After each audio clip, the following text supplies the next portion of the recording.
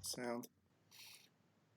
Good evening, everyone. Welcome to session number 3 of Boys from the Baltic Star. Thank you for joining us this Friday evening. There's many things to do on Friday at the minute. You could go out clubbing or to the pub or see some friends maybe, restaurant with your loved one. There's so many options, and thank you for choosing us, your humble hosts. With us always is Ben. He is the one with the shorter beard and glasses. Ewan, he's the one with the longer beard and the potential for a cat to leap at him in a few minutes' time. And me, being little in the bottom corner where I like it, I'm Luke. So thank you for joining us. You can see Twitter in the bottom left. So if you want to follow us on Twitter, it's that's an at symbol, terrible choice of font, at Boys Baltic, for all your Baltic needs.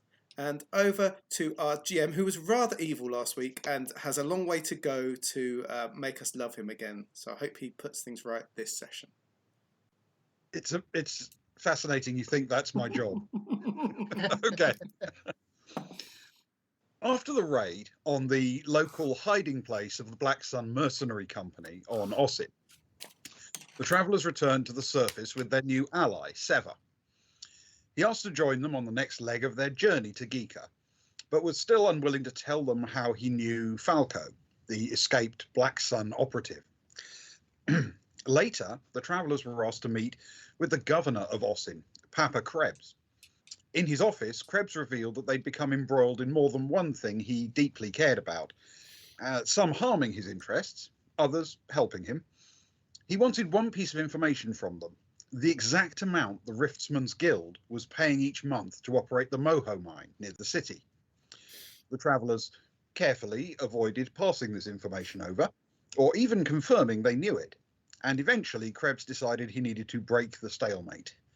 He called to his assistant to say, "Send him in." And a moment later, Sever walked in as if he owned the place. He looked at the travellers and said, "I hoped it wouldn't come to this." And that is where we resume the story. And we're still bitter. It's been a week. It's been a week of resentment. Constant rage for 7 days. Yes. Inwardly. The number of plans I've written and scribbled out this week, you wouldn't believe it. I had to mindstorm out all the players in this at one point because I was getting so confused in my own head. Kara will try not to comedically do the thing where your jaw hangs open and you sort of go, like some kind of Hanna-Barbera cartoon. And she'll try and hold that in, but it's quite possible that the shock has probably played across her face somewhat. Let's put it that way, because it is surprising. Understood. She'll look and she'll say, "Sever, are you a scab?" No. This is the guy I actually work for.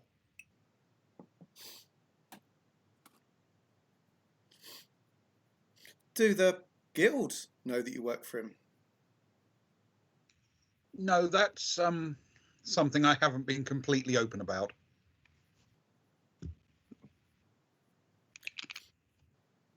But you do.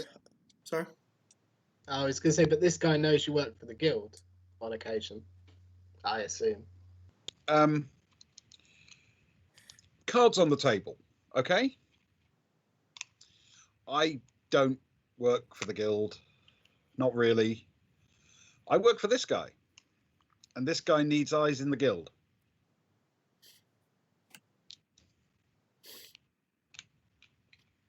So you're not a scab, you're a spy.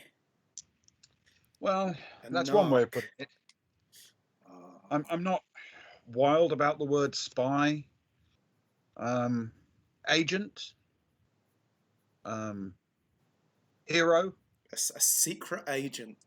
Provocateur. Lover, drinker, fighter. What about your friend in the hospital? Yeah, he's guild. And does he know that you're relaying stuff said in privacy with him back to Papa over here? No. Would it break his heart? No, I think it might spoil our relationship, rather. It's a big secret to keep from someone, you know? We do know. Nearly I broke our imagine heart. we were equally as shocked as he would be. And we haven't known you for that long, if Yeah. I'm honest.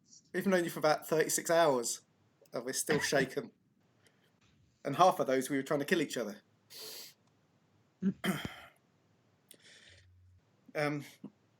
So I will turn to Papa and say, okay, so where does this leave us? My agent here tells me that you know exactly how much the guild is paying for autonomy over the Moho mine.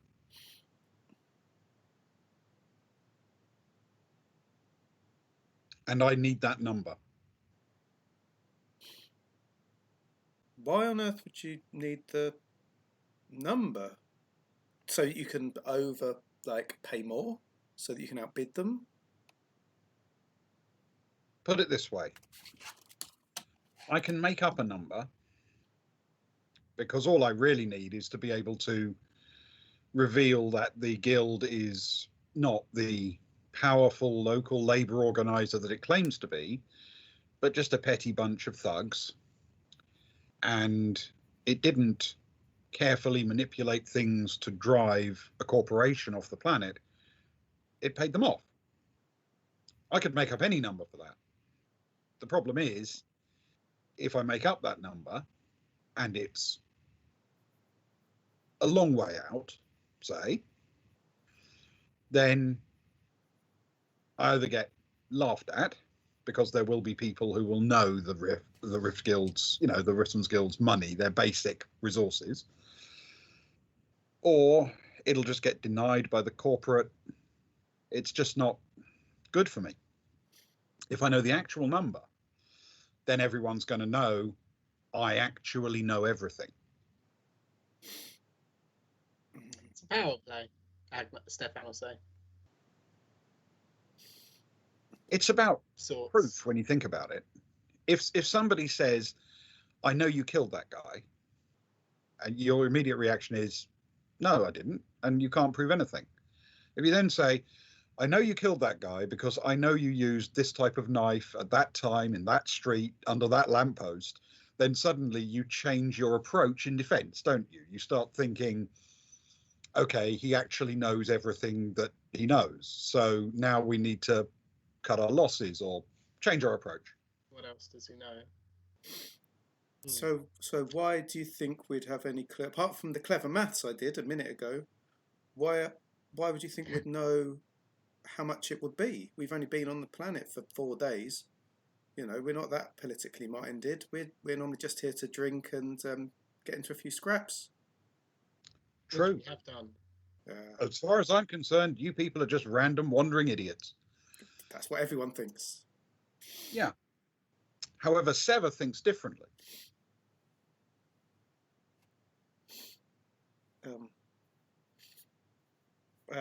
Carl, what? How do you think differently, Sever?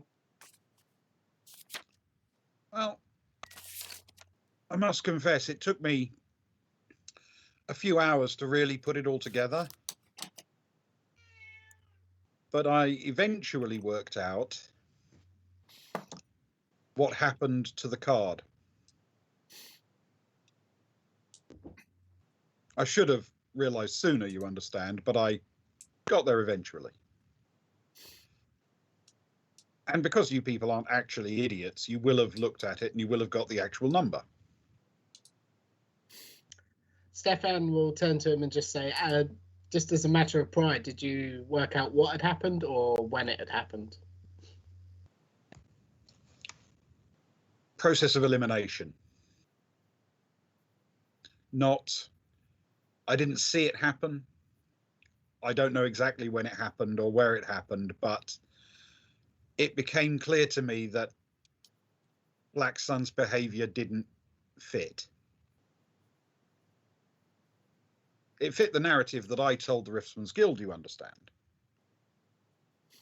But it didn't fit the narrative that I knew to be true. Well, that makes me feel slightly better, I suppose. So, who, as we're laying our cards on the table, and a lovely table, artistic table it is. Cara says as she pats it. It is a nice table. You know, she loves a bit of the art. Yeah. Then, who are Black Sun fighting for? Why are they? Do you know why they are chasing us? Why suddenly they are appearing round corners? You're the man with your fingers in many pies, your ears to many grounds.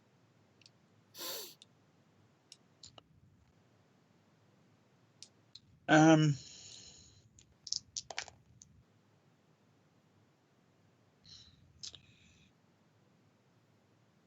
don't really know much about Black Sun, but if you're a big corporation who's not supposed to be here anymore because you left in shame, I guess you hire a company to handle the money exchange for you. But no, I have no history with Black Sun. In fact, as far as I know, they're kind of new on the field.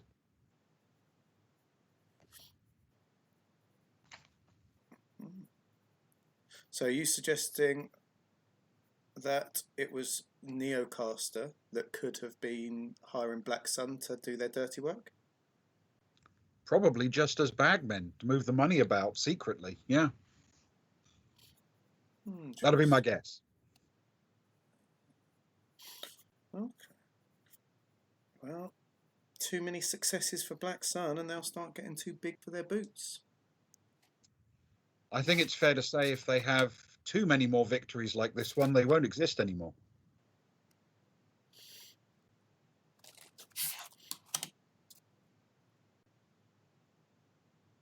So, Papa Krebs, when you're, let's say you become the man with all the knowledge and you can push it around, where do you think that leads?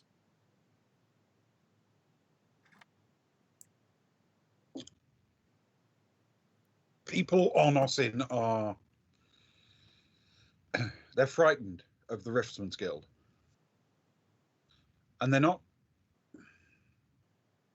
the guild, for all of its faults, it's not that violent an organization.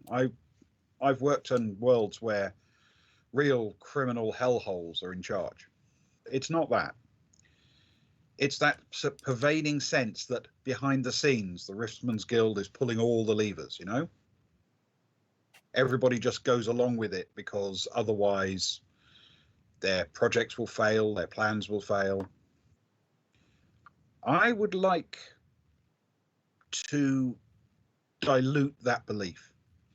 I would like it to become clear that the Riftsman's Guild is in fact not in charge of everything, that they're just another squalid little company paying off one person, buying stuff from another. That. And for me, it would be better if the Riftsman's Guild wasn't the only game in town. When I came here, we had two powerful corporations and a powerful guild. Now we've got one powerful corporation and a more powerful guild, and I don't know how long it'll be before we've just got a powerful guild.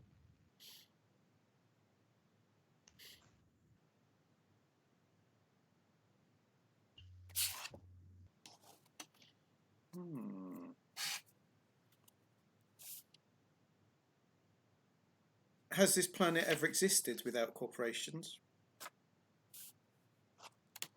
No, I think it was essentially founded by Daedalus. It was Daedalus offshoots that built the city of Fredericksburg. It was Daedalus corporate officers that set up everything, I think.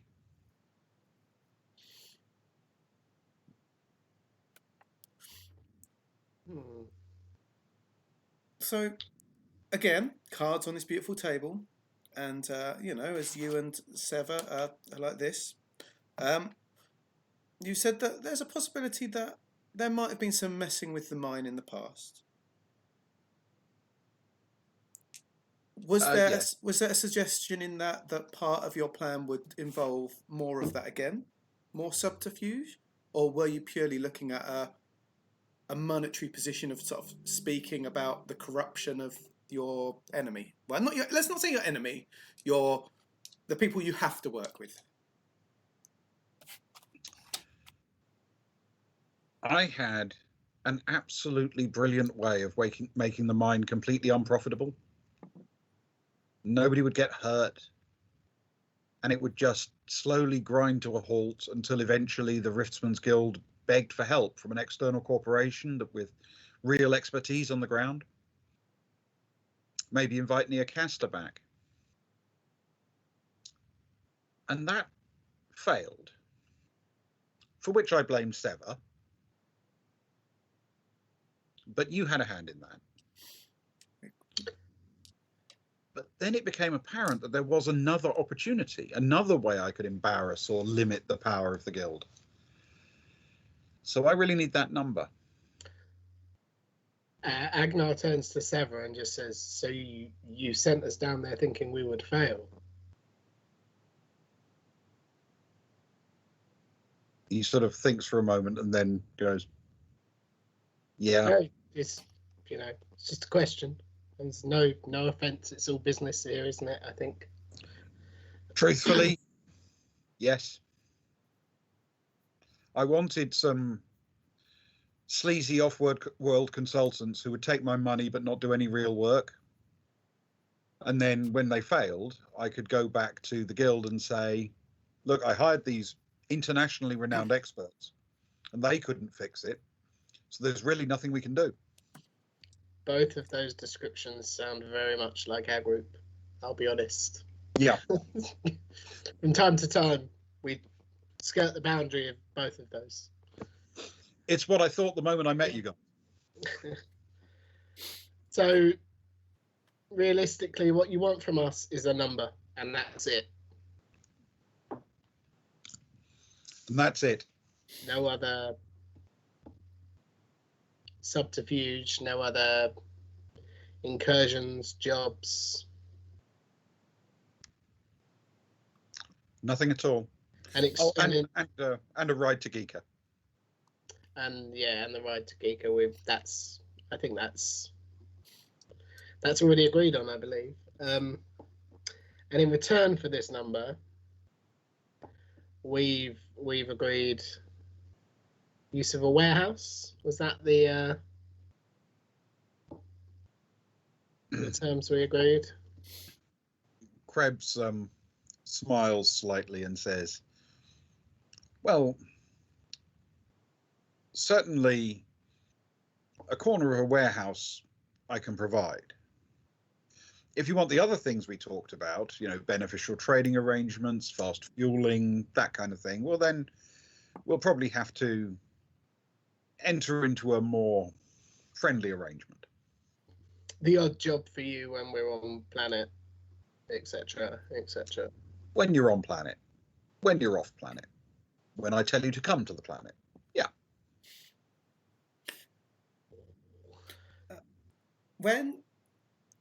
If you're able to gather this number, are you planning to give a big speech to rub their nose into it? Is there going to be a grand reveal? I'm sure that's more exciting to you than whispered hushed tones passing sort of Chinese whispers around the ships. You're not as silly as you look. Oh, thanks. So, yes, it turns out that once a year, I give a speech about the state of play on Osin. I talk about how many people live here, how much money we made, how successful we're being. A sort of an annual roundup for the people of the planet. And it's quite a big event. We have a bit of music, we have a bit of culture. The local schools produce various displays. It's quite fun. And in the middle of the speech, what I'm planning to do is to, without any fanfare, just quietly mention that, it's sad that this year we lost the services of one of the long-standing corporations on the planet, near Castor. But we hope that the fact that the Ristman's Guild is still paying them this amount of money every month in order to make use of their mine as a subcontractor will lead to perhaps new opportunities for them to return in the future. It certainly sounds a perfect time to casually rub the nose in and change things around. Is this while we're here, or are we going to miss out on this this grand moment? Well, as it happens, it is tomorrow night. And that is the day before we're ready to leave the planet. As I understand it. With our good So you're friends. very welcome. I mean, we'd be happy to have you as valued guests.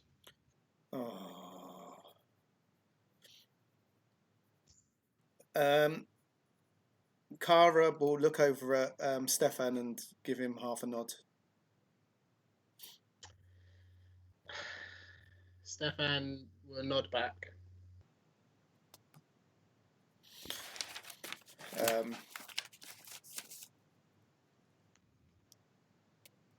I think the amount you're looking for is 50 mega credits. Exactly 50 mega credits. Exactly 50 mega credits, yeah. Oh, that's even better than I thought. I thought maybe the guild had caused enough fuss and trouble that maybe they'd get away with 10 or 20, but 50 is so much better.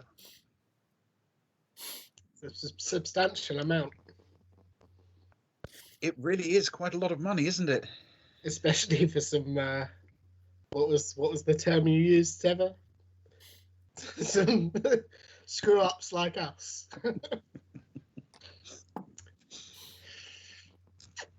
Again, nothing personal. It's all business. Of course. Will there be wine for honoured guests? Well, of course. We import wine quite regularly. In fact, it's one of the things that is often provided by my more VIP traders as a thank you for the trading terms they get here. They bring in a few crates of luxuries for me.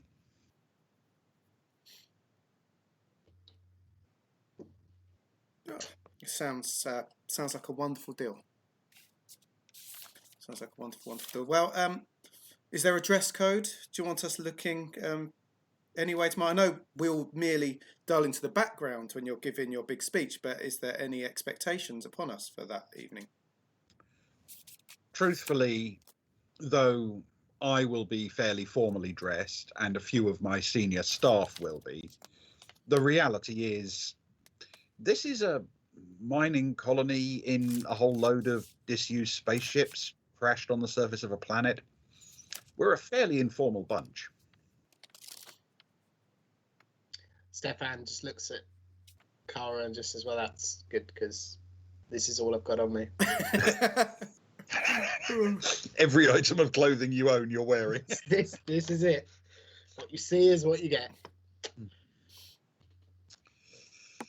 Yes. Well, in which case, I guess ping us over the details, where and when,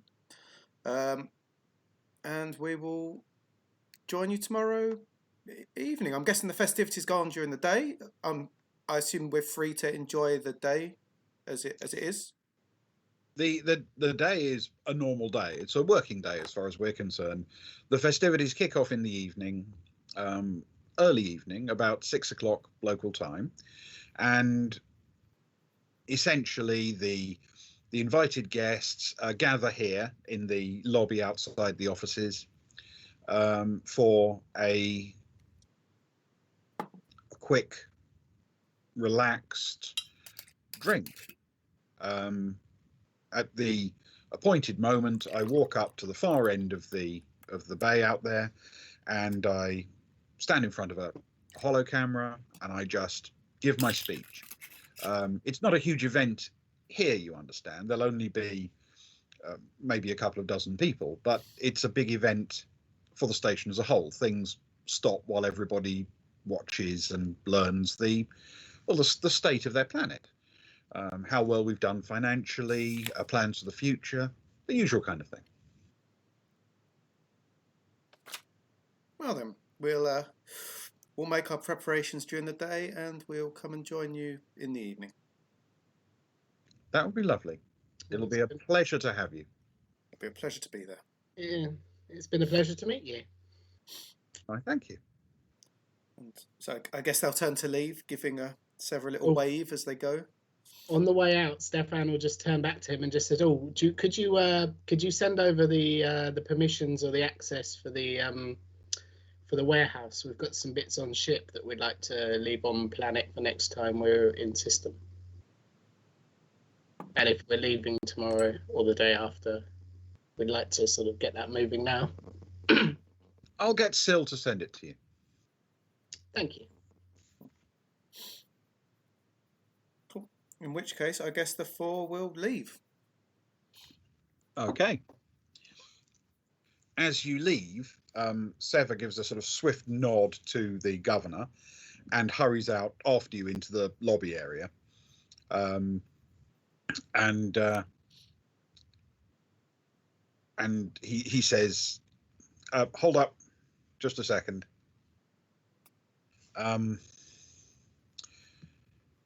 No offense. I am, slightly sorry.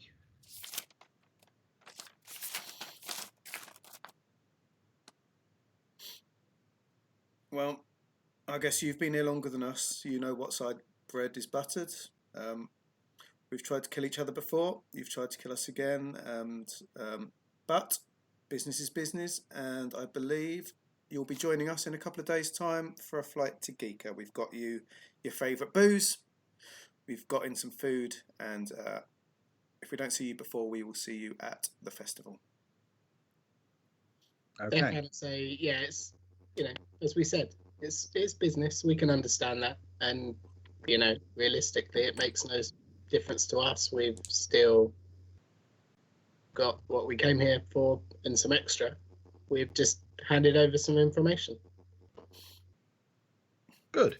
I think that's a good way to look at it. Cool. So we'll see you tomorrow night, possibly. Are you attending? Are you working? Are you watching on screen? I'll be around, but probably not anywhere that a camera would pick me up, if you know what I mean.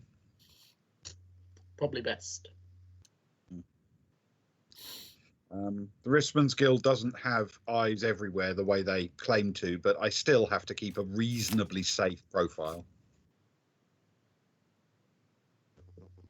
Understand. Well, if we don't see you at the proceedings, then we'll see you at the ship the day after. Excellent. Yes. I will. I'll be in touch intermittently for any details that I need, but other than that, I'll see you soon. Okay. Wonderful.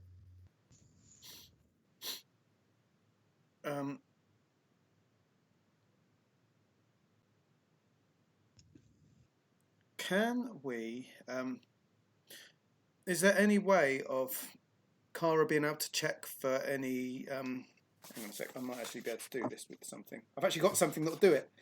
Okay. Can Kara use her EM probe to check after Sever's gone? Can she use the EM probe to check if any of us have been bugged or anything like that with electronic bugs? Certainly can. Yes. Please. Yeah. Does the probe give her a specific plus? Now I've got to get my book out. Hang on a sec. Because it'll be electronics communications, won't it? Yeah, which is her strong point. She's a +2 on that anyway. Yep. And it'll be an education check. Oh, that's another +2. On electronics communications with whatever the probe does. Yep. The probe doesn't have any pluses to it, I don't think. So it'll be a +4 though. So yeah, it's a plus. So the probe is effectively just a toolkit that she can use. That's fine. I think that's pretty much what it is. Yeah. Okay. Yes, she can absolutely do that. Thank you. Right, they're warm and sweaty, so hopefully this will be enough for the first roll of the evening. Yes, warm and sweaty is seriously the way. Come on. That should be good enough. I hope. She rolled an 8 plus... Oh, hang on, where's my camera? 8 plus 4 is 12. 12. Okay, effect 4. All right. There are no radio devices or listening devices planted. Can you roll for her a streetwise or recon check as well Oh, I can. with intellect? Sorry, Streetwise and Recon are both 0. Intellect's a +2. Okay. Ah, for those D&D players watching, this is indeed the Traveller version of it. A double 6. A natural, is where a you natural go, 12. Nat 20. That's a nat 20. Oh, get in. In Although fact, that's it's better than a nat 20. It's a nat 36, isn't it? that is true. Although it's not a guarantee in Traveller. Nothing's a guarantee. No, it isn't. Okay. You are not. You're not only are you not detecting any electronic bugs. You're pretty confident you are not bugged on your person. Cool. However, because you're doing this literally just outside the sort of lobby area of the Spinal Bay on the Fredericksburg, you do notice that one of the very discreetly tucked away surveillance cameras, security cameras in the ceiling is giving just a slightly sort of odd reflection, which implies it's focused on you as opposed to somewhere else scanning around. Kara looks straight at the security camera, gives a thumbs up, and then they walk towards the exit of the Fredericksburg, I guess. Okay. All no punches. Exactly. All right. Which direction are you heading out of the Fredericksburg? Back towards the hotel and the business district, or the sort of industrial area where you picked up the cargo, or towards the aft and the Rissman's Guild part? Well, sorry, Ben. What time of day is it? Is this still? It's lunchtime, was it, that we met him? Essentially, it was. I think it was effectively just after lunch, wasn't it? Yeah. Okay. Yeah, it would be after lunch now, anyway. Yeah. So we got just over 24 hours before the. Yeah. That kind of time frame. Okay, cool.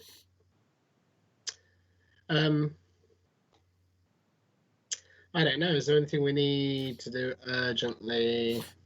I'll tell you what we'll do before we do anything like that. Can Kara drop Johnny Cress a message? Yes, absolutely. Good plan. You know the sort of messenger we use. From her knowledge in communications and that, how easy are these things traced with us not having a bug on us, from our end anyway? If someone hasn't bugged either you or the other end, and they want to like overhear the middle part of the interface between the two, that is an extremely difficult thing to do. Okay. These systems use point-to-point encryption, so it would be very, very hard. Then Kara will drop Johnny a message and say, Johnny, do you know somewhere where we can talk privately? Well, I know a bar. It's got a couple of private rooms. Oh, you're talking our language. As long as it's not that same bar. Yeah, not Savas Bar. Oh, that's the one I know. We can find another one, I guess. Yeah. Do. Are you free at all in the next couple of hours? Sure. I mean, if it's really important to talk privately, I've still got my room. You can come there. Then we'll come over to see you. All right. Great. Bring booze. Of course. We always do. both sort of booze. One way or another, booze will become.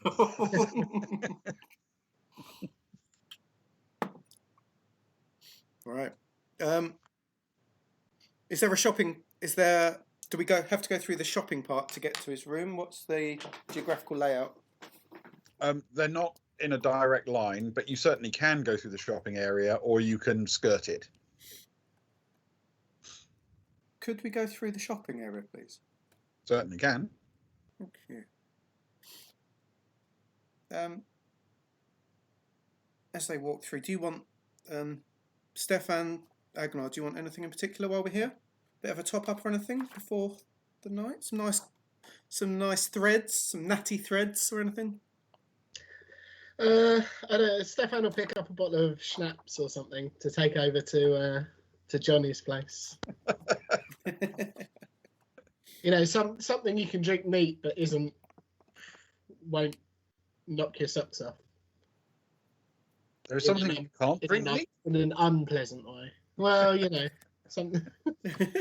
A short is more what he means. He won't pick up a six-pack or something. Okay, yeah. Yeah. Yes, you can do that. Yep, that's no problem at all. And, you know, if he wants to throw in a bag of crisps or something, that's okay as well. Blimey. He'll hold off on the snacks. Yeah. Okay. So we'll assume they're provided when we get there. Of course, he's a high-class type.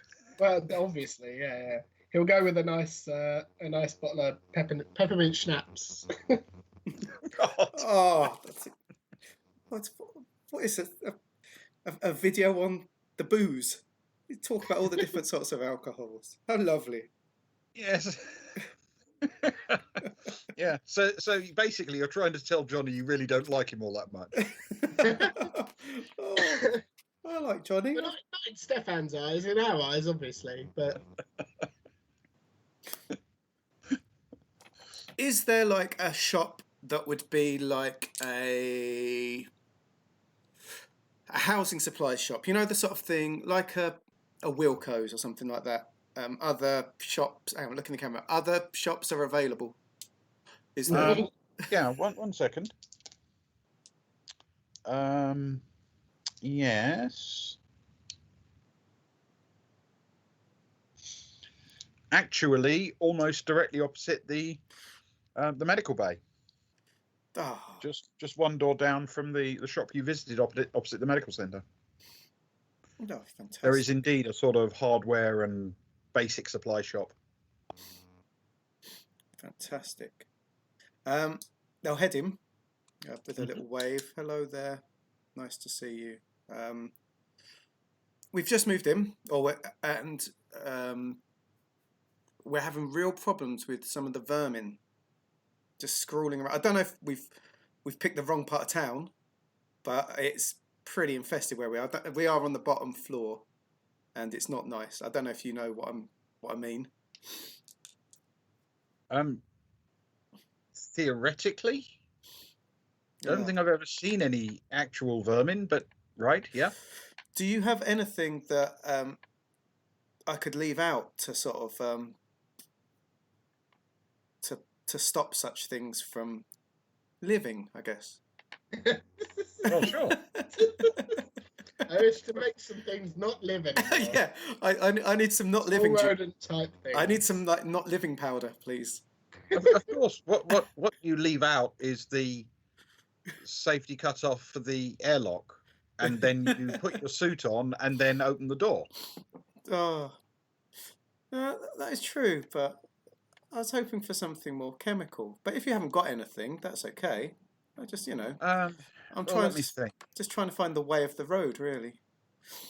What kind of vermin are we talking about? Because obviously different things respond to different chemicals. I'd say they've got quite. They seem, from what I can tell, to have quite a strong heart. From when I grabbed one, it was really pumping quite hard, and they're probably about the size of my forearm. Wow, that really is. But you don't know what the species is or anything. I only just moved here. I've set up my computer at home. It's an old computer though. I've set it up sort of researching, if that makes sense. Mhm. But I'm hoping to find out a bit within the next 48 hours, it said. It's like running some old system. It's like trying to download music back in whenever it was, you know what I mean? Stefan, I'll chip in and say, do we look like xenologists holding his bottle of peppermint schnapps?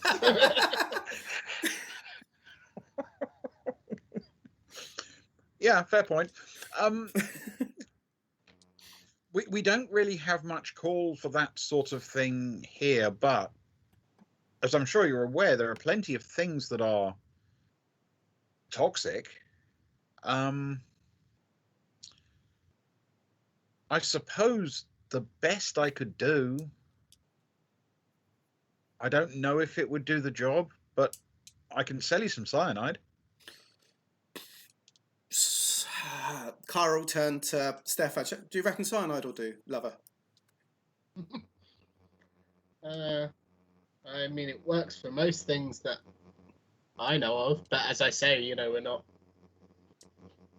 xenologists. We don't know how this species would react, but I suppose it's worth a shot. Anything's better than the sleepless nights we've been getting. Oh man, waking up with them on your face is terrifying. Yes, we'll take some cyanide off you if that's okay. How much does it cost? Well, thankfully, courtesy of ore mining and everything, it's pretty widely available here, but it's not in common demand over the counter. So I'll have to order it in. It'll probably be tomorrow. Okay. How much would you like for it?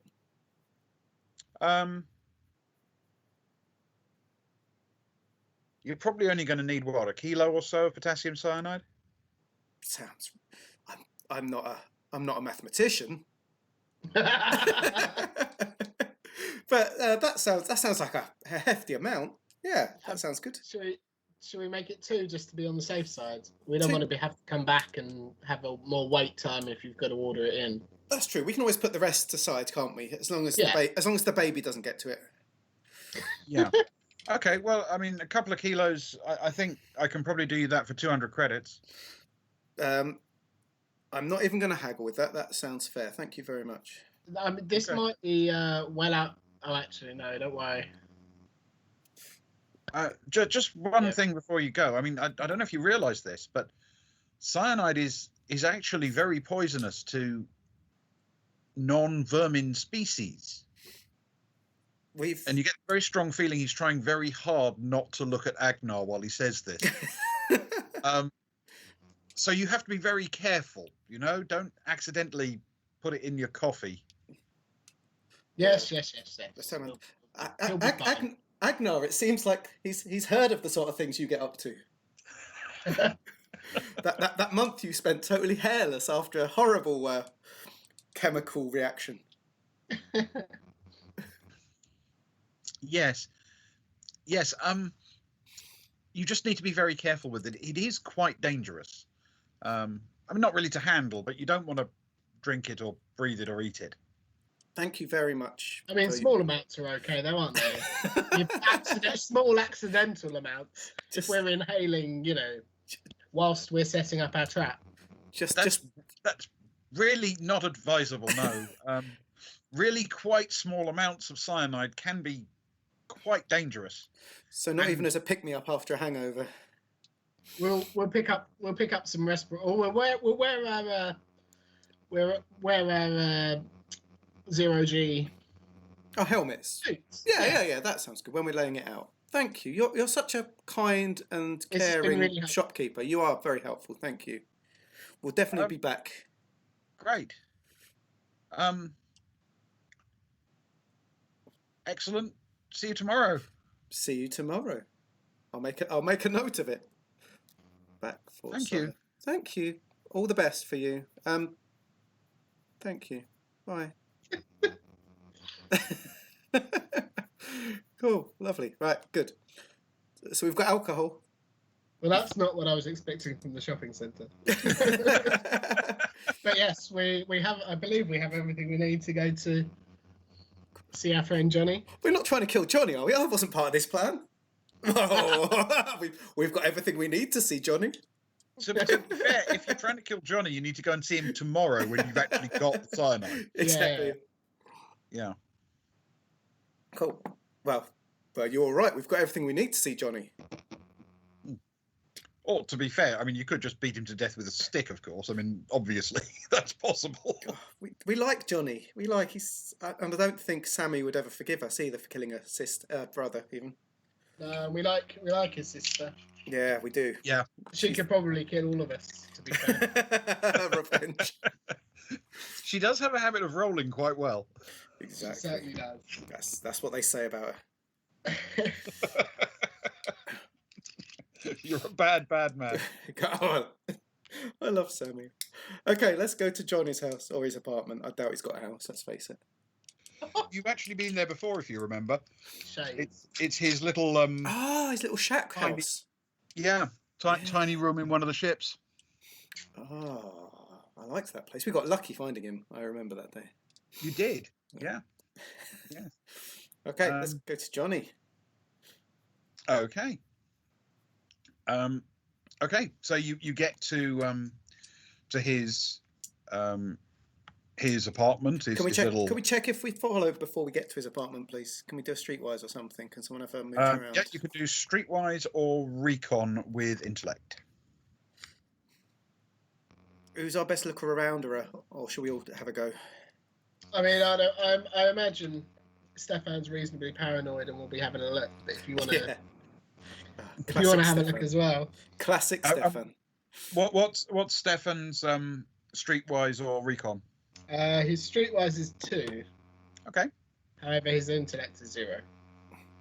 Okay. Actually 0. That's not the modifier. That's not the actual roll. I would not be rolling streetwise ever. In fact, I wouldn't be doing much, I don't think, if his intellect was actually 0. That is a 5 plus 2 is a 7. Okay, a 7. All right. No, you don't notice anyone following.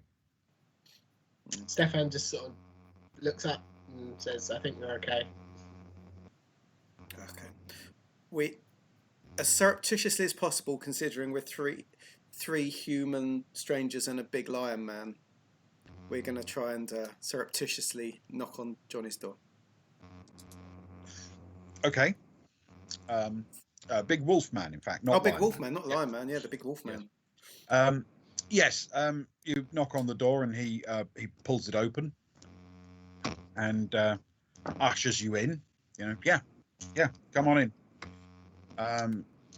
If you remember, his room doesn't have a lot of space or a lot going on in it, but there's a bunk and a couple of chairs, so there's enough room for you all to squeeze in, basically. A small table. He's only got a couple of glasses, but you know. We'll pull out the glasses and start passing the bottle, I guess. Yeah. Can Kara EM probe it again for me, please? Yeah, absolutely. Whilst this is going on, Stefan will just make some small talk. You know, how are you? Yep. Oh yeah, I'm good, thanks. Yeah. Went to see Sis today. She's looking better, much better. Oh, good. Reckon she'll be up tomorrow. Good. We've missed her. 7 plus the 4 is 11. Okay. The probe doesn't report any electronic eavesdropping devices of any kind. Thank you. Wonderful.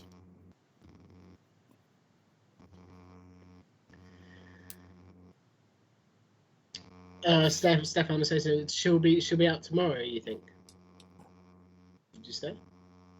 Yeah. Well, she's decided basically that she's getting antsy in the bed at the hotel, but she's not fully back to herself, but she's well enough. She'll be up and about tomorrow, moving around properly, and just decided not to feel sorry for herself anymore, I think.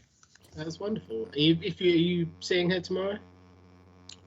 Yeah, I figured I'd join her for lunch down in the hotel or just outside the hotel, and then if she's feeling up to it, we might go for a walk or something.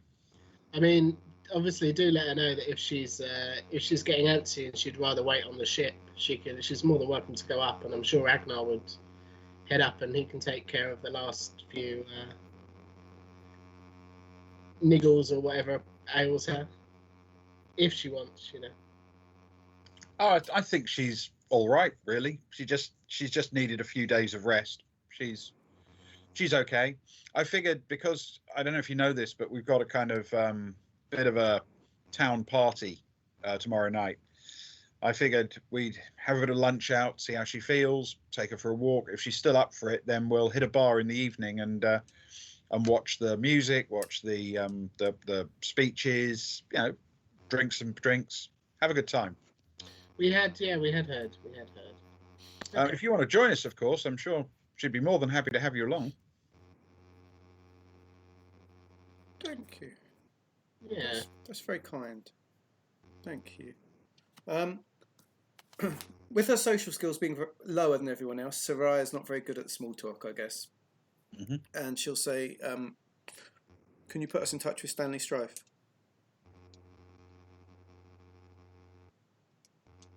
Oh. You want to meet with Mr. Strife? I would say that the reason we've got for meeting with him is very much something he'd want to meet us for. I mean, I don't know him, you understand, but I know people who do and who can put me in touch with him. Can you make sure one of those people humour us? Can you make sure one of those people isn't Sever? So just one of those people can't be Sever, but the other one can be. Let's just say don't use Sever at all. Oh, so nobody can be Sever. No one can be Sever. If it can avoid any possible channel that would reach back to Any Sever. communication link I have cannot include Sever. It's not that, you know, I can't use him for the first link or the second. Yeah, or the second link. The other one, yeah. And we'd rather it wasn't someone who is very close to Sever. Yeah, I'd say your first and your second link should then not also go off on a tangent link and somehow connect with Sever. I only really know Sever by reputation, but if the reputation is anything to go by, I doubt he has that many people he's really close to. Cool. Yeah, I can do that. I've got friend of a friend. I can hook up a meeting. You'll have to go to him probably. I don't think Mr. Strife leaves his corner of the world. We're more than happy to do that. It is quite urgent, though. However, I believe. When do you want the meeting? By the end of the day, really. We're night owls, you know. Between us, we can be up at any time that suits him. But let's just say there's a deadline to it. That's probably everything needs to be laid out to him far before tomorrow evening. Okay, well, all right. Let me think about it for a second. He sort of seems to give it some sort of mental gymnastics as to how he's going to approach this rather unusual request. And eventually he picks up his communication device and hits a link. And after a few seconds, he says, yeah, Jez, I've got some people who'd like to have a meeting with Mr. Strife. Yeah. Really? Yeah. No, I've only had like one drink. Yep. I'll ask. Are you guys really sure and not like nuts or something? Well, little from column A, little from column B, but we're sure. Okay, he gets back on his car. He says, "They say they're, not that nuts. They're a bit nuts, perhaps, but yeah. Um,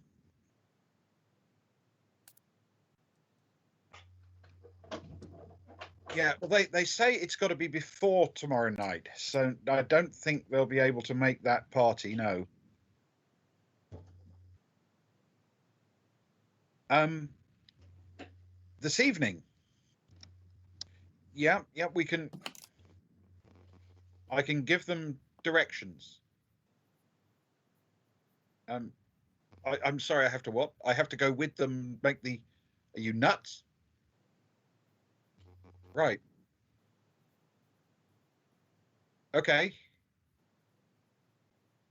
Yay. And he hangs up the phone and he looks at you and says, "Apparently, I have to go with you." Yes. Mr. Strife is holding an open forum this evening for people to come and talk to him about business opportunities and other things. And apparently, there'll be some people about, there'll be some people there. But if you come along, maybe he can have a quiet word with you, I guess. You're really sure about this, yeah? I think this is an introduction that you'll want to make, Johnny. It could do some good things for you Ah, and us, hopefully. Okay. All right then.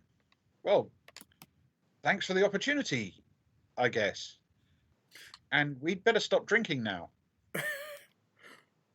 or alternatively drink a great deal more and much faster.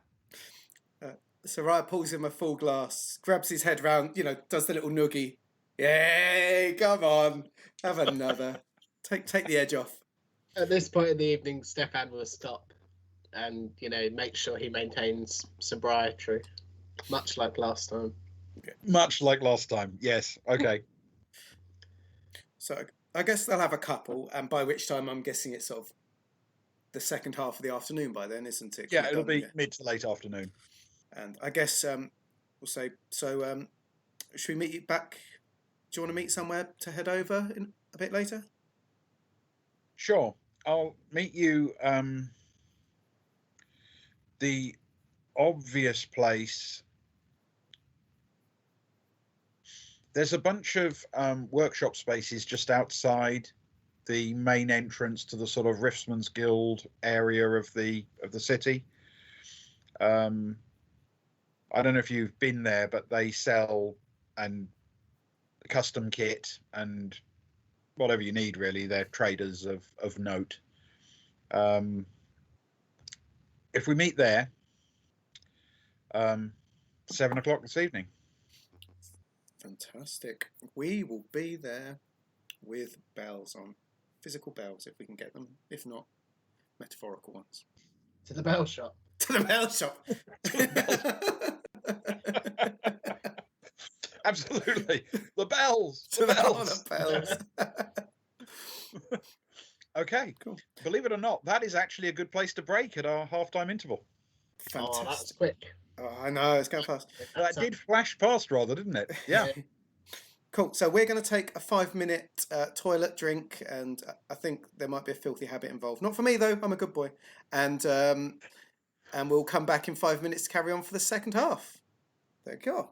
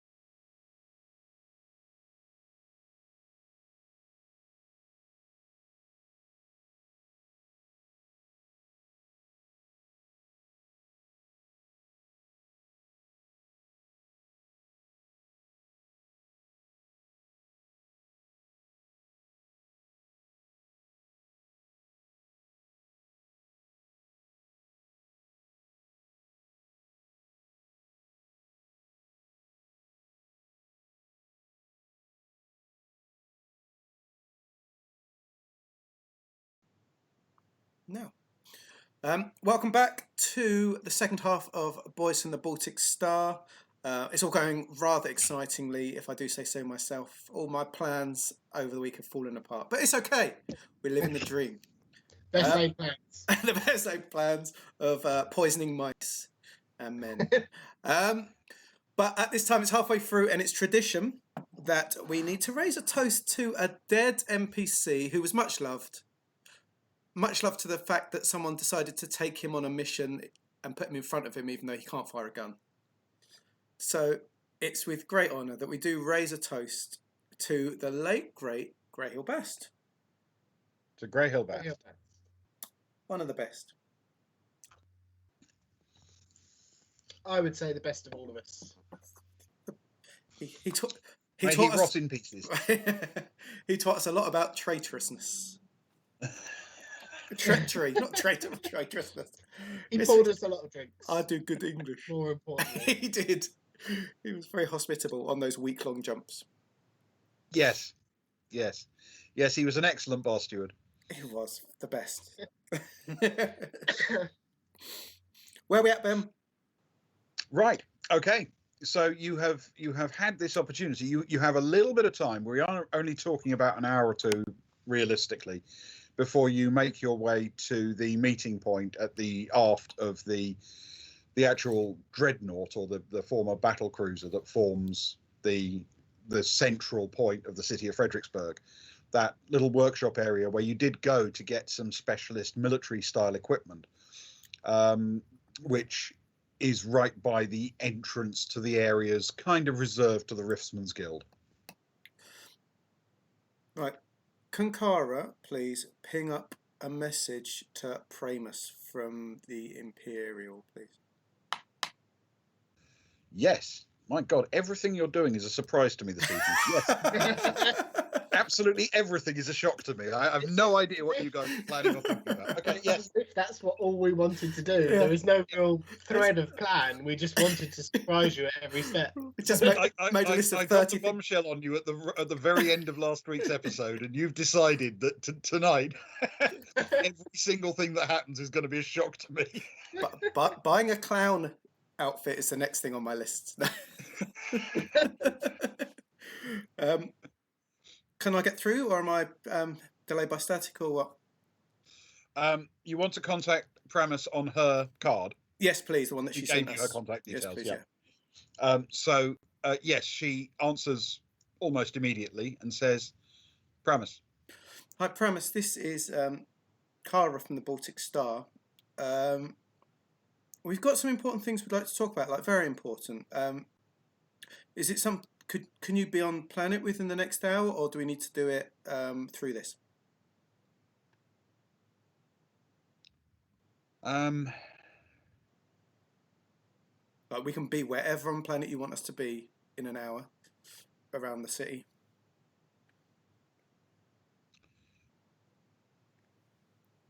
It would probably be better if you came up to the Italia.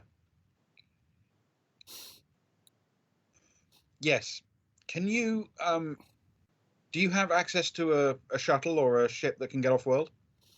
We've got ours that's on the landing base right now, actually. Okay.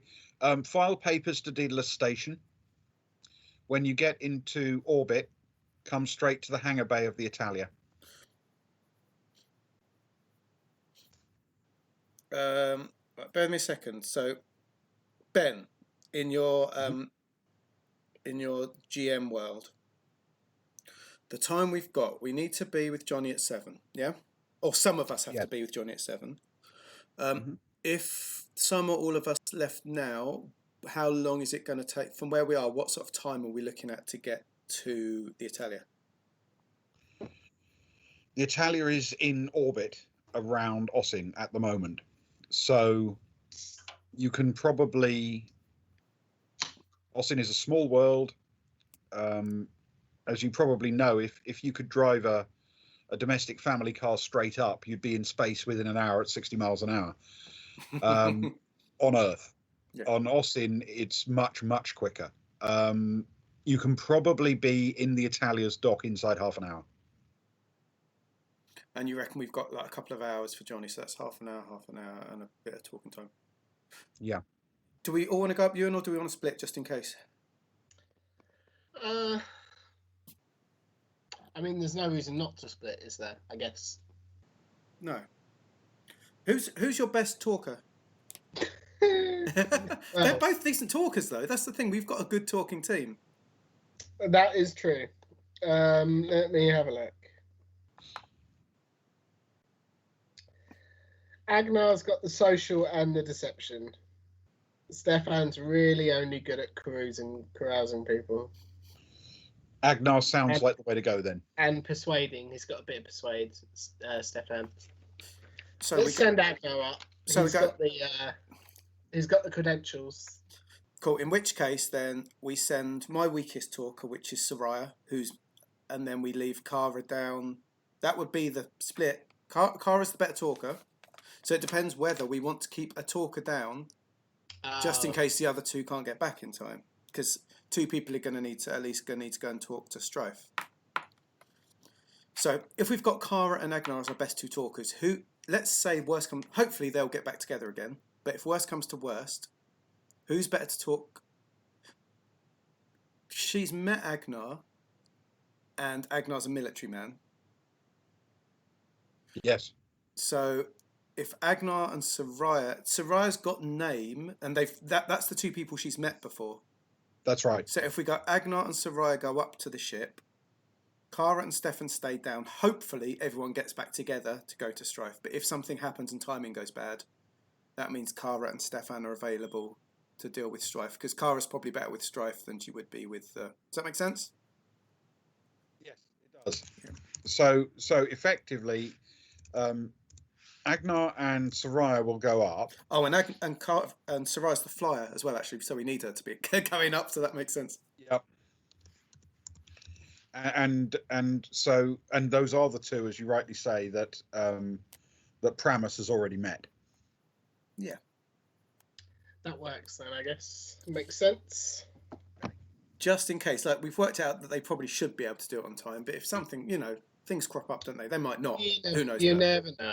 You never know. Yeah. Cool.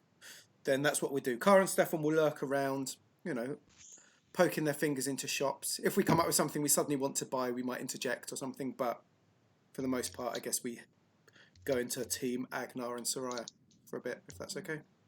Okay. Yeah, that's absolutely fine. So, Soraya and Agnar make their way to your little pinnace, and you leap in and set off, reporting to traffic control that you're heading up to Daedalus Station as requested, I assume, or? Yep, that's what they said. Yep. I think that seems reasonable. Okay. And you peel off once you're in orbit, and instead of heading to Daedalus, you slide over towards the Italia. Now, as you start to reach the Italia, you realize quite how massive a ship this is. This is a truly huge vessel. It's a carrier, and both of its flanks have these enormous sliding protective doors covering hangar spaces. And several of these doors are open. And as you approach, all you can see is just a series of open and closed doors on both flanks of the ship, and it is vast.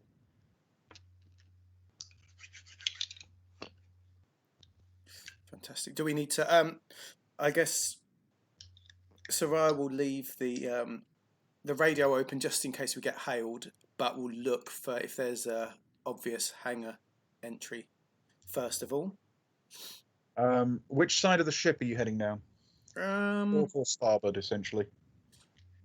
Let's go starboard, just because I always, I can't drink too much port. It leaves, it's quite claggy. And we are in my in mouth. space, so starboard. Yeah. On the starboard side, there are two substantial hangar doors open. Let's head for the nearest, I guess, unless we get told not to. Okay. As you begin to approach, you do indeed get hailed. Unidentified vessel. This is Italia. You are approaching close to a military vessel on active duty patrol. Please adjust your course away. So I will say this. My name is Soraya Lasker of the Baltic Star, but currently on our little shuttle.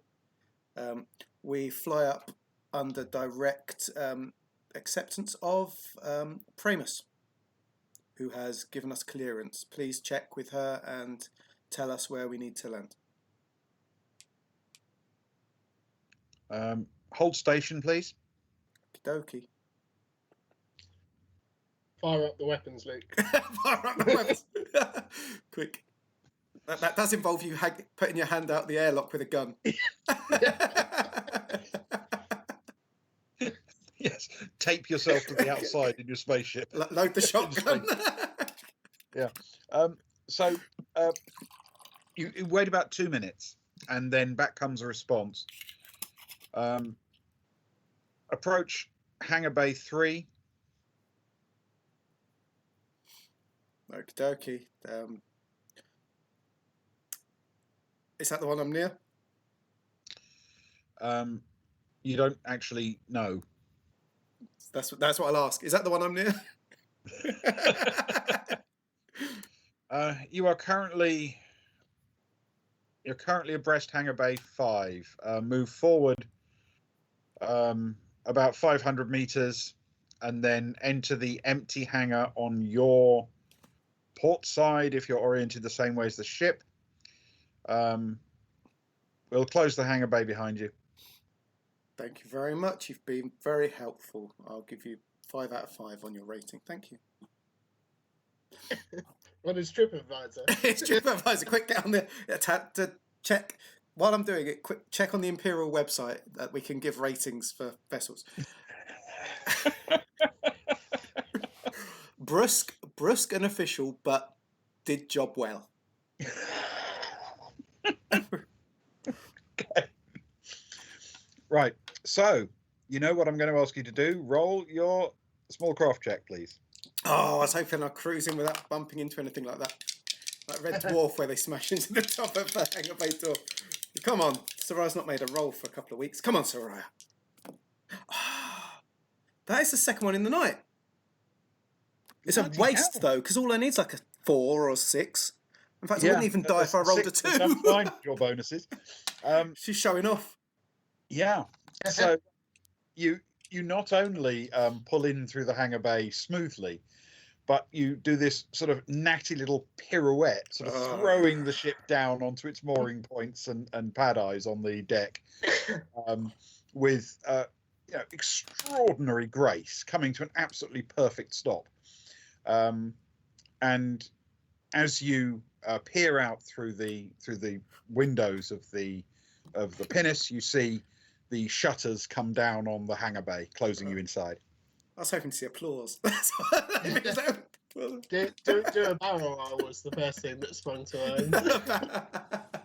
I'm still waiting to see what it looks like when, like, an aircraft carrier applauds. How does it do that? Just all the people just come out with their ear defenders and their jackets. I guess as we dock, Soraya will just say, thank you very much. We're just about to disembark. Are we allowed to bring weapons, or do we need to leave them all on our craft? You can bring weapons. We have them as well. That's true. I think if there was a fight, I think we would lose.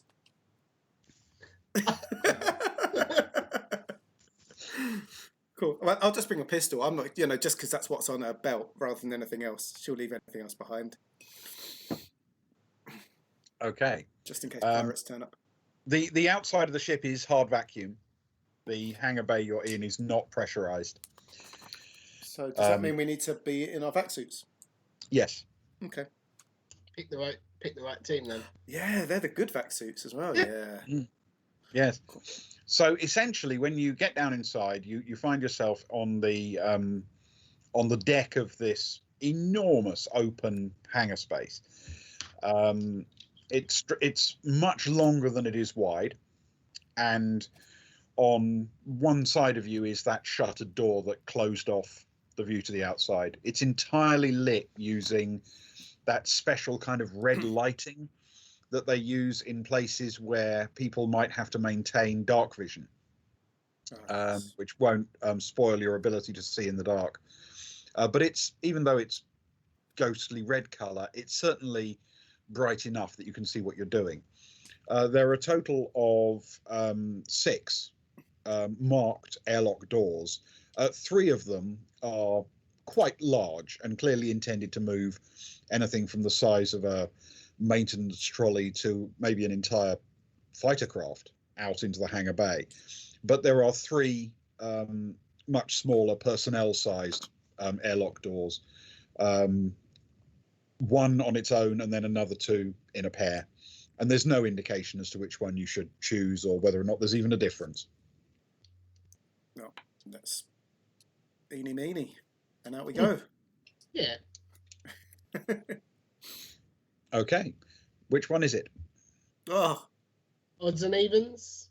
after you, Agnar. Oh, Okay. That's an odd, so we'll go right. Okay. that's good to me. The rightmost one. Fair enough. Oh look, he raises his eyebrows then. You die. Well, there was no other indicating. No other indication, no. So So you enter into the rightmost one. It is a fairly narrow, about 2 meter wide airlock space, but it's best part of 6 meters, 7 meters long. So you could, in theory, put a fair few people in there in sort of a huddle or a queue. Once the outer door is sealed, you get that immediate sensation of the air pressure building. And as you've seen 1,000 times and more in the past, the inner airlock door sweeps open automatically, and you step into a rather bland-looking open room. It's perhaps 12 or 14 meters from side to side, and maybe 20 meters or so, 25 meters from where you're entering to the other end. There are 4 doors, 2 on each side wall. There's another one on the wall in front of you at the bulkhead door. And to your right, just behind you, is one of the larger airlock doors. It has the feeling of a completely unoccupied space that would be used for perhaps maintenance of something, or storage of something that needed to be loaded on or off a ship or a small craft in the hangar bay. It just feels like a utilitarian space. It is completely empty and perfectly clean, well maintained, well looked after. And you are there just seconds when the door directly opposite on the interior bulkhead of the ship opens. Pramus herself strides in, wearing also a sort of very standardized military style vac suit, and the door immediately shuts behind her, and she walks over and stands in front of the pair of you without any kind of expression whatsoever on her face. Agnar will turn to her and say, Pramus, thank you for meeting us on such, well, short notice, non-existent notice. I think, and he looks to Soraya and says, I think we're going to be frank with you. We appreciate that last time our last meeting was frank, and you laid out your expectations, and we all know where we stand. And as a military man, I appreciate that. We want to know. We're obviously happy with the arrangement that was laid out before us last time, and we don't want to tread on any more toes in this system. We want to know where you stand on Neocaster, or more specifically, the absence of Neocaster from the planet. Roll a persuade check with social for me. Your social's good, at least. It is indeed. That is a 10. +2 from social, -3 from his persuade. So a total of 9. Okay, yes. 9. All right. She thinks for a second and she says, I don't really have any strong feelings about Neocasta, but I don't have any problem with them. Why should I? No, I don't. I don't think you should. We, as I say, we don't want to step on anyone's toes here, and we may have had some extra jobs lined up elsewhere. Correct me if I'm wrong, Soraya, but I think we were just checking that anything we did going forward wasn't going to upset the military in this sector. So I will say, yeah, I remember premise that last time we met, you said that your main interest is in information. The Imperial fleet is huge. Things happening on individual planets, but really just needs to have an eye kept on, really, to make sure there's not 6 people beaming down and trying to kill thousands of people, for example, which I heard nearly happened a few systems. I've heard that. I've heard rumours that was nearly a thing. But you want to know what's going on planets, and for this reason, this is why. And because she didn't tell us this, so I'll say this is why you have Server, for example, reporting back. You have your eyes on the ground as such. Maintaining the status quo. Absolutely, not rocking the boat, keeping the ripples small.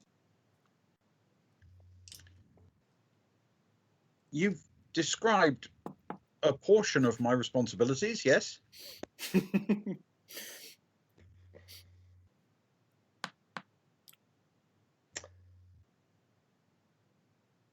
When we've been on the planet, we've been harassed by a group of mercenaries called Black Sun. Being in intelligence yourself, you no doubt know of these. That we've been told that they've got headquarters in De La Brue and in nearby Geeka. Are they? What are they to you? Do you like? Are they more of an annoyance? I know. Again, there'd be like a gnat sort of buzzing at your arm or something, but Roll, persuade, and social. Oh, was that me asking that? Oh, for goodness sake. Yes. Okay. Oh, Right. persuades +1. That's good. And Sorry, look. that's all right. That was me. Sorry. Persuade and social have cancelled each other out at least. That's okay. That's good. See, they're warm and sweaty. 10. 10 +1 -1. 10. She smiles at you slightly and says, you people are better at this than you give yourselves credit for. And yes, I am in intelligence, at least as far as you're concerned. The mercenaries you speak of, we've seen them come. We've seen some of them go. Far fewer of them, it turns out. We keep an eye on comings and goings. I have no interest in Black Sun beyond the fact that someone handed me a report saying they were a little mercenary group doing odd jobs for hire.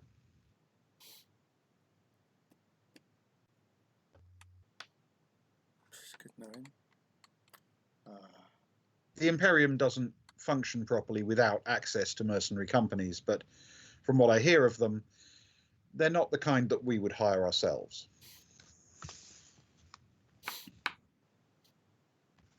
And if you don't mind me asking, how many would you say are currently on the planet? I mean, you're keeping tracks of their comings and goings, and more have come than have left.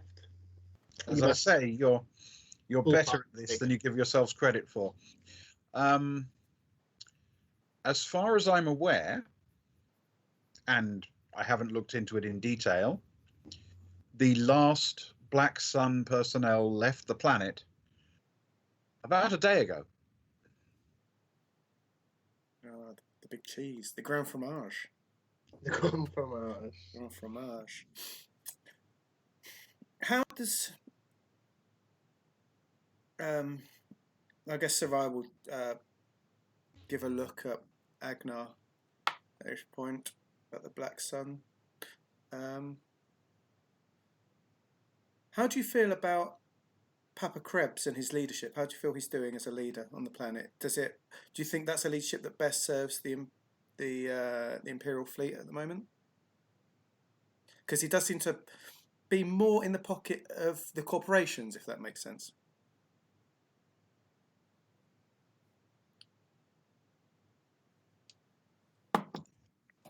Roll. You can take a pick here. It's going to either be social and persuade or deception with intellect, and whichever it is at disadvantage, but with a bane on it. Sorry. Is that either of us or me? Actually, you can both have a go, whichever is your best. So, persuade with social or deception with intellect. Persuade, social. Oh, at Bane. Persuade with social, okay, or deception with intellect. Intellect. Oh, they both cancel out to 0. Okay. Oh yeah, 3 and the 2 Take lowest. the lowest 2. Yeah, take the worst 2 of 3 dice. Oh no. Ooh. Oh, that's good. Do I even need to roll? 7 plus 1 is 8 for me. Do I need to roll? Do I need to roll? Go on. Yes, you need to roll. I've rolled take the highest. Take away the highest, yeah? Yep. I rolled a 4. Okay. She her face goes completely blank again, and she says, as far as I'm aware, he's a competent administrator.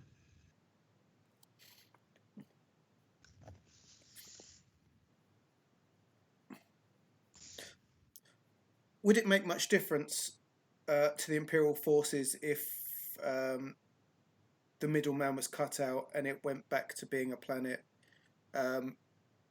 where trade thrived and the Riftsmen held more sway without a puppet?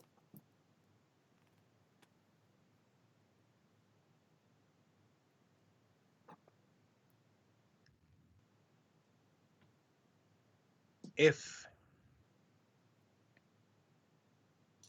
you're saying what I think you're saying, you're treading on very dangerous ground. Dangerous with the Imperium or dangerous elsewhere? Dangerous with the Imperium. I would be very cautious about rocking the boat too much.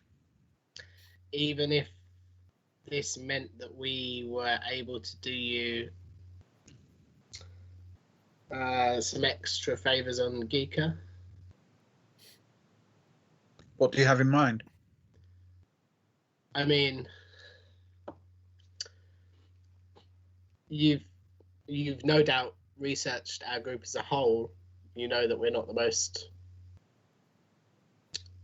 shall we say, picky of people. We're quite open to most jobs, I think, and it would all depend on how far you were willing to go. But we could offer you an in with no ties whatsoever to the Imperium.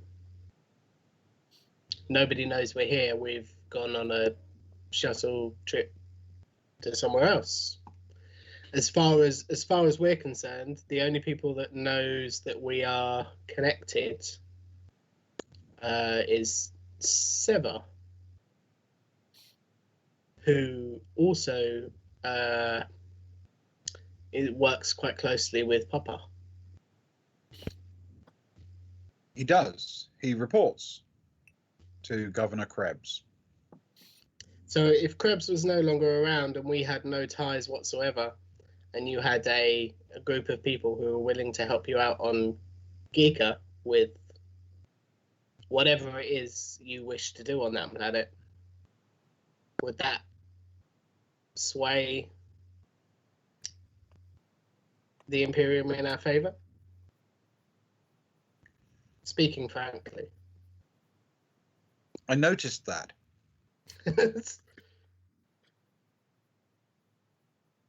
Governor Krebs may have his limitations, but he is a governor appointed by the Imperium.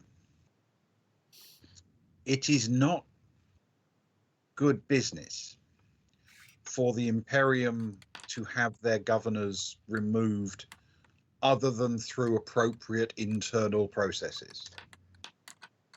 And when it happens by outside influence, it is better that it be done by common acclaim, by popular uprising or the ballot box, that kind of thing.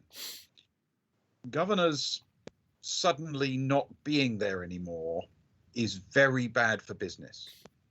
And in my experience, corporates hate that kind of instability. What if it was a lone operative who was working for Papa but also working for the guild? How attached would you be to such a person who could sever the link, obviously, between us and any dealings we had on other planets? Ika.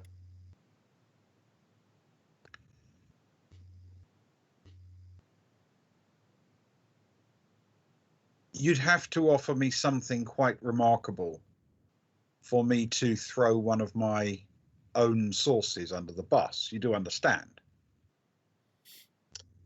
Well, I think we do. I suppose then, what is the ideal situation, hypothetically speaking? Yeah, you said a popular uprising was something, and if I believe what we've learned actually from your operative is that, for example, the Riftsman's Guild is incredibly popular on the planet. If there was a vote, a democratic vote, they would massively get into power.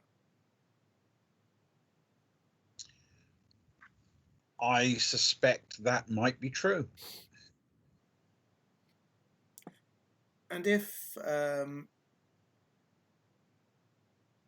an incident, if something was to happen, for example, again, hypothetically, but with cards on table, if something was to happen and a very popular uprising was to take place, but communication was kept with the Imperium, that there's still the Imperium, of course, would still retain overall control and communication with the planet. But if it was done in a way that was popular and deemed so and could be shown that way, is the change of the face on the video link, the face on the once a year speech, is that the change of that, is that such a difficult thing? No. I mean, other governors are, of course, appointable. You do understand, however, it would have to be a governor appointed from outside. We couldn't have, say, the Riftsman's Guild act as governor.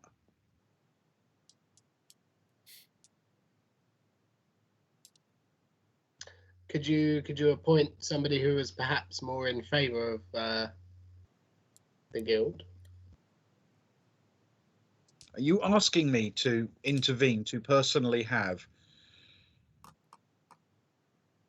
Governor Krebs removed from office and replaced by another individual? We're not saying that you would have to do any removing at all, I guess, unless that was, uprisings happen, I guess. We're just sensing the vibe, I guess. Governor Krebs, we've met him and he seems to be... There's two things we've noticed. One, he seems to be more loyal to corporations than to the Imperium. He longs more for the days of corporations than he seems to be happy for you to be around. And secondly, he sabotaged the mine to stop it from working.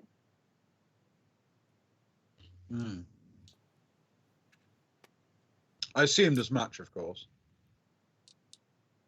It's cleverer than I gave him credit for.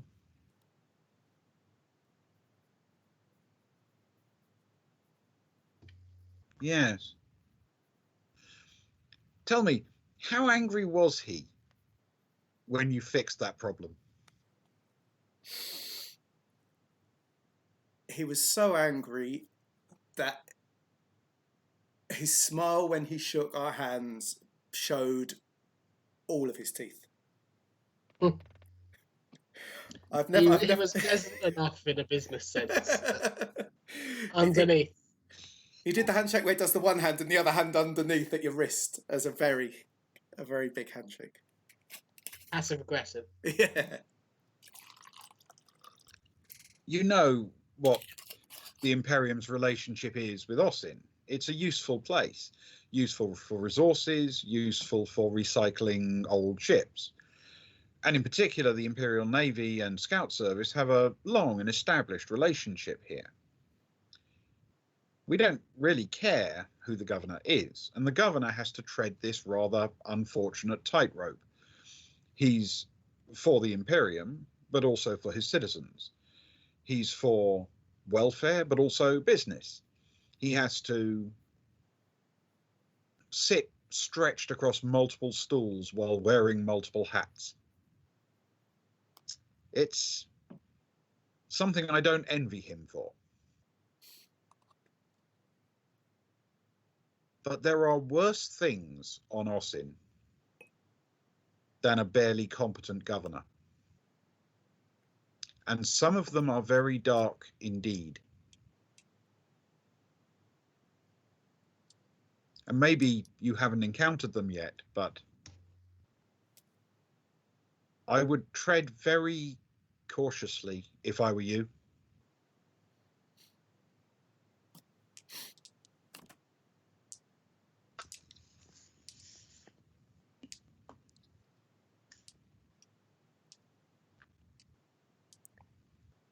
Nothing is in motion. This is all conversation at this point, and us reporting back. You know, information is your thing, and we're reporting back and we're discussing.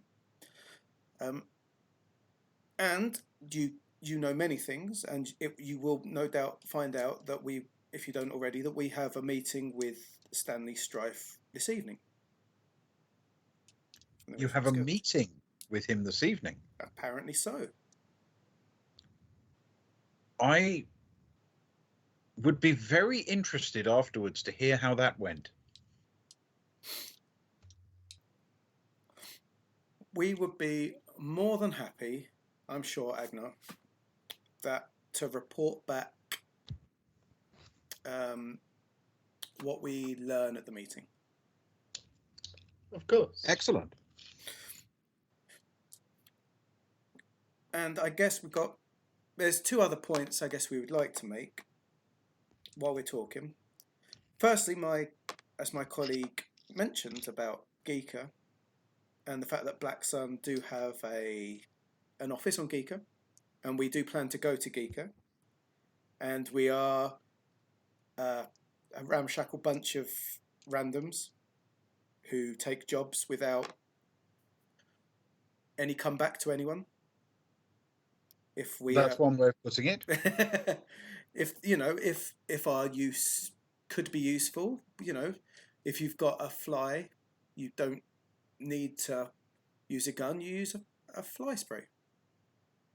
And maybe instead of using a well-constructed gun, maybe a fly spray might sometimes be of use. Roll a persuade check for me with advantage. With Boone. Oh, so Boone. 3 and take the best Because of two. that brilliant. Oh, I love a Boone. Allergy. Yeah, I'm, sorry, I crossed the streams there for a second. I'm getting the beer. I'm getting the boon for the analogy. There we go. Ah, 662.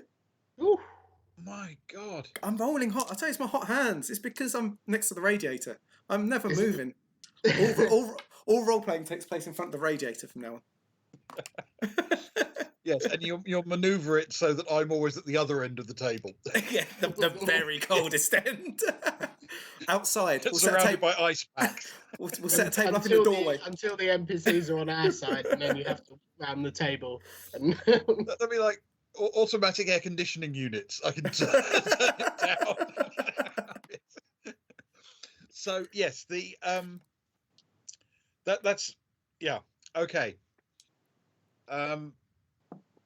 She chuckles for a moment and she says, I get the very strong feeling from my friend Seva that you're not going to have to do anything to deal with Black Sun. Or, to put it another way, everything you need to do to deal with Black Sun, you're already doing.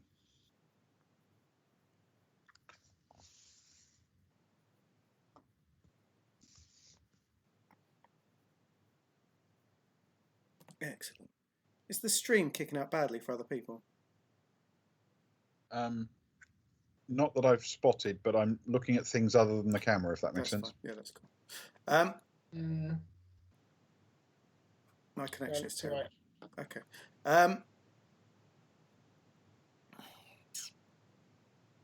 That's good to hear. Do we have anything else, Agnar, while we're here? I mean, I don't think so. I think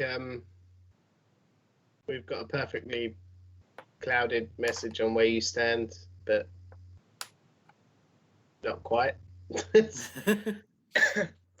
I mean, I guess if there was anything extra that you would like to do on Geeka to send more of a message, then perhaps we would be open to discussions with a light to overlook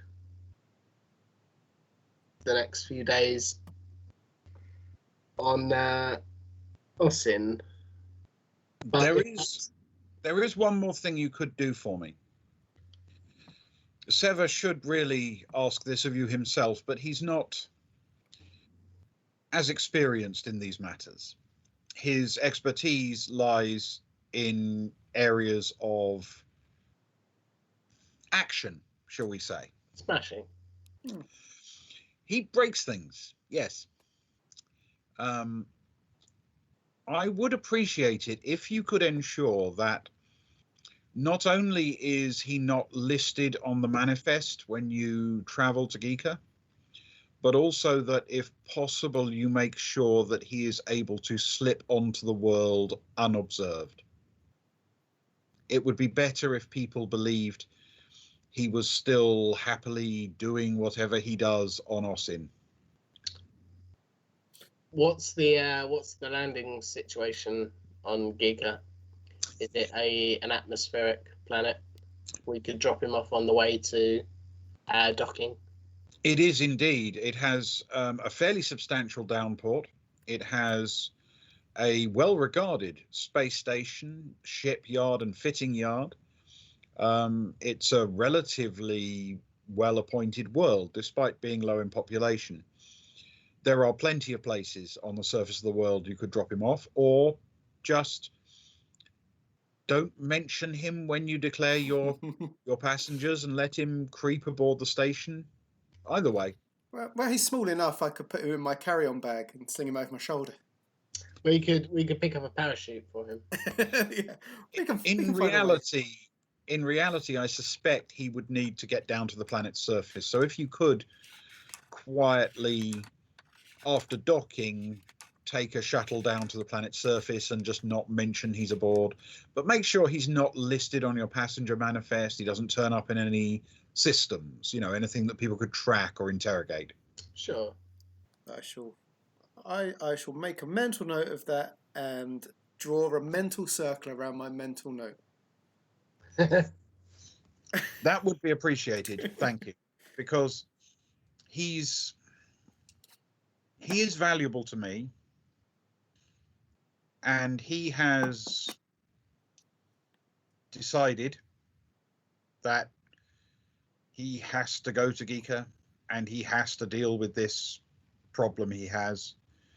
And I would very much like him to still be valuable to me afterwards, and that means he can't be in trouble for whatever he does, whatever that might be, on Geeka. Sounds reasonable to us. Indeed. In which case, are we? Is our work done here? I think we've gathered all the information we need, asked all the questions we need, ensured that we're not treading on toes which do not belong to us. Okay. If you're done, she wishes you a brief farewell and strides out into the interior of the ship, back the way she came. And you are standing in this completely empty space that is clearly workshop and storage space next to the hangar. All right. Helmets on. Back to the ship. Back to the ship. Back to Austin. Yep. Sounds good to Okay. me. And you make your way through the airlock without incident and back to the ship. Almost as soon as you're aboard, you get hailed again. Opening hangar bay 3. Please depart at your earliest convenience.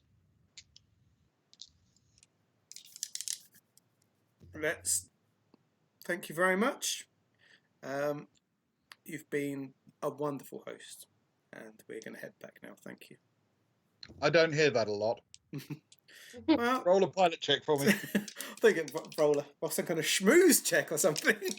I could. Browse. He's I could- actually drinking. We could always stay for the evening if you're lonely. Fine. No, finally, something that isn't so great. 6 plus 1, 7. 7. Okay. Yeah. All right. You see the shuttered door open, and you move the ship up, but you are not as familiar with these, low, close spaces as you are with external docking and landing on planets. It's a bit more unfamiliar to you. So as you take off, there is this slight, just very gentle cronk sound as you slide your landing gear across the hangar deck as you try to pick it up, and then overcorrecting slightly on your way out, you just get another crunk as you collect the top of the exit door to the hangar and head out of orbit. And over the radio, you immediately get this signal from the same faintly bored-sounding voice saying, "Do you have any idea how much damage that would do to my ship?" Sorry. Look, if you need anyone's details, here's my personal number. And It's kind of you, but I was being facetious. This is a carrier. You could crash into that at half life speed. You wouldn't do any damage. in which case, 4 out of 5. Goodbye. Oh, I lost a star. That's a star for facetiousness. Facetiousness. We've all been there. We've all lost the star for fishing. So I feel facetiousness is in part the way to go here. I think it might be right. Okay. You manage. It was a good enough check. You managed to land reasonably well in the sort of downport area where you took off from. You're still sort of giggling a bit and kind of mentally kicking yourself for scraping the paint on the way out, but it's not a major glitch. It wouldn't have caused any actual damage to your ship, or absolutely none to theirs, of course. And of course, you now have to make your way across the open space again in your suits in order to get to the airlock back in. And as you enter through the airlock door, you're now in the space where you first met Pramus. And as you look up, there is absolutely nobody there to greet you. Oh, Yeah. it's for the best, I guess. A bit Oh, disappointing. A bit disappointing. We like to have we're used to someone greeting us. Are we in time to hurry on to join the other two? Yeah, I think we have time to close that loop, and probably to get you to the meeting space. Okay, so I guess Sarai looks at Agnar, looks at her watch, or whatever it is we have, and say, looks like we're just in time. Let's go meet the big man. Okay. It will take you about, from the downport, the central downport, it will take you about 15 minutes or so to work your way to the aft of the Fredericksburg, the line, the actual warship itself, where that workshop area was, where you went to buy some specialist equipment. And once there, you can actually assemble your crew, and you are, all four of you, in time to meet with Johnny, who did promise he would be there, and is indeed there. He sort of walks up to you, glances about. There's a slightly hunted look to him, a slightly nervous look to him. He's not uncomfortable in the space. He's uncomfortable with what he's about to be asked to do. And you can see the tension is building in him. And he sort of looks back and forth across each of you and says, "Okay, you're here." There's a slight tinge of disappointment. He was kind of hoping he wouldn't have to go through with it. Right. I guess we should, well, go in. And he leads you through this relatively narrow companionway and into a hand-built, welded tube space connecting one ship to the ship next to it, to the ship next to that. And as you go through this, just custom welded and component assembled piece, the door at the end opens to reveal the inside of one of these large merchant ships that's been converted into a general purpose accommodation and everything space. And as soon as you walk in, you look up, and there is all around you an immediate sense of power. It isn't wealth. It isn't space. A lot of the spaces are no bigger than the kind of place that Johnny lives in his own ship bay. But everyone seems to be suddenly more purposeful, better dressed, and very noticeably armed and extremely well equipped. Everyone here seems to be better equipped than the Black Sun mercenaries that you've seen have been, for example. What sort of armory are we talking? For the most part, these are armored vac-suit type troops. They are combat armor type equipment. There's a certain amount of ablation type armor, anti-laser armor on display. People, for the most part, don't seem to be wearing helmets. They're not fully geared up for the military work, but there's an awful lot of handguns. And if you were plonked into that without any kind of setup, you would almost assume this is a military base. But the uniforms don't match, the equipment doesn't match. It would be like if the world's militaries had an international convention in Bournemouth. Imagine that kind of scene, and they all turned up in uniform and with their weapons. So all the uniforms are different, all the weapons are different, but it's all clearly well-equipped, well-armed people who seem to know they're in charge. Okay. Cool. Cara motions to Johnny and says, I guess take us to your leader. Okay. And he leads you through the bustling crowd. There's a bit sort of veering to the left, veering to the right, around one or another block of rooms and spaces, and through another double door system connected by welded spaces, and eventually across an open area in another ship, which is laid out rather differently. This one seems to be more a social and meeting area. There's still some accommodation space, but it's a bit more business oriented and function oriented. And he leads you to a space that's been set up in the middle of the area, just a sort of roughly square welded wall enclosure. And when he leads you in, you find that you're in what is essentially an enormous waiting room and waiting chamber. It's square in shape. There are benches along the walls. There's a large, quite ornate rug in the middle, which people aren't walking on. They're kind of walking around the edges and sitting down in the benches and just sitting there waiting for something to happen. The space is opulently decorated. In fact, over-decorated. There are paintings and murals hung far too densely together. Soft furnishings, even though there's really no point.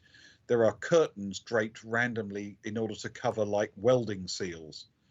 It's as if somebody's trying to recreate Versailles in the middle of a disused spaceship on the end of a world that nobody cares about. It's almost over the top for what it is. And while you wait, I think that's where we have to call it for the night. Fantastic. Thank you very much. Very nice. Let's call it there. Thank you, guys. And thank you for those that have watched through. We appreciate it. And we'll be back next Friday. I'm not clicking off so quickly this time because I'm not in such a strop. You were really incensed last week. Yeah. The weird thing is, actually, I think the end of last week's was a good moment to break on. It felt like the perfect moment to break the show. It was a wonderful moment, and we apologise to all the viewers for not saying goodbye in our anger. But today, goodbye. If you did enjoy it, follow, click, all that sort of stuff. Any feedback, if anything was janky, let us know on Twitter or whatever. Appreciate it. Until next week, same time next week. Have a lovely week.